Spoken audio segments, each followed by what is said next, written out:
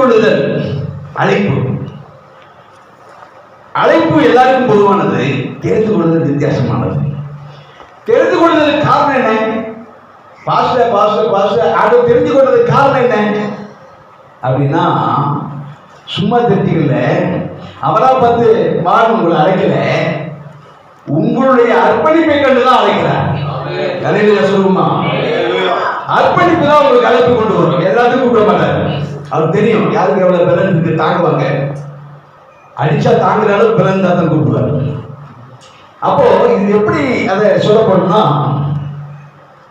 மோசையை கூப்பிட்டார். எவ்வளவு பேர் இருந்தாங்க, ஏன் மோசையை போய் கூப்பிட்டாரு? மனாந்தரத்தில் ஆடு பேசிட்டு இருந்தவன அப்படின்னா, அவன் இஸ்ரவேலுக்கு நன்மை செய்வதை இஸ்ரவேல் ஜனங்கள் வெளிக்காட்டும்படி அவர் எகிப்தில் கொண்டு போனான். அதனால தான் ஓடினான், அவனை கொலை பண்ணவனு ஓடினான்.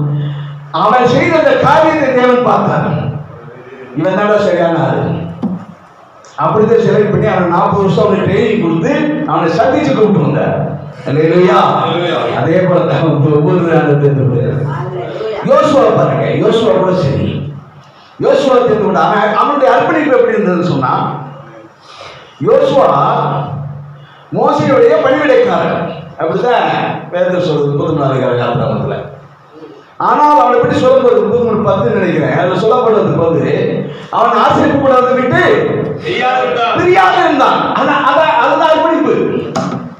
அது மாதிரி தான் உங்கள்கிட்ட ஒவ்வொரு அர்ப்பணிப்பை பார்த்துட்டு அவனை தெரிஞ்சுக்கிறது. தற்செயலாக வான அழைக்கலை, அர்ப்பணிப்பு இல்லாம அழைப்பு இல்லை. பொதுவான அழைப்பு வேற.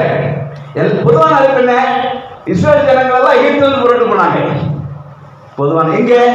கானான் தேசம், பரலோகம், எல்லாமா பரிசுத்த வாழ்க்கை. அது பொதுவான அழைப்பு, எல்லாரும் அழைப்பு. ஆனா பொதுவான காரியங்கள். ஆனா விசேஷம் தெரிந்து கொள்ளுன்னா அவங்களை நடத்துறதுக்கு தெரிஞ்சுக்கிறது மோசே.